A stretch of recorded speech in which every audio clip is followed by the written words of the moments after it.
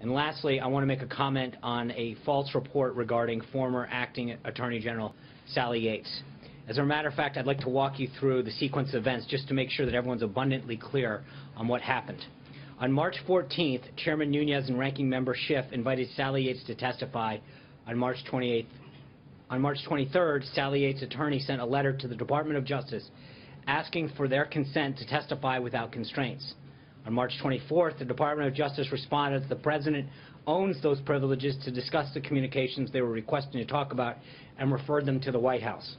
Also on the 24th, Ms. Yates' attorney sent a letter to the White House counsel requesting that consent, specifically stating that if they did not receive a response by March 27th at 10 a.m., they would, quote, conclude that the White House does not assert executive privilege over these matters.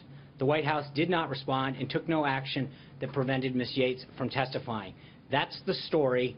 That's what the documents show. And with that, I'm glad to take some questions. Of course you can, John Roberts. I'd like to follow on that because there are reports that even though the hearing that was set for the 27th was not scheduled, it was canceled by Devin Nunes to prevent this White House from publicly invoking a claim of executive privilege. Could you speak to that? I hope she testifies.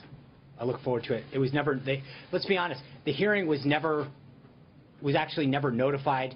If they choose to move forward, great. We have no problem with her testifying, plain and simple. The report in the Washington Post is 100% false. The letters that they frankly publish on their website all back up everything I just read. All of the letters are available on their website. I hate to give them the traffic. But the reality is that they specifically say, if you don't respond, we're going to go ahead. We didn't respond. We encouraged them to go ahead. But to suggest in any way, shape, or form that we stood in the way of that is 100% false.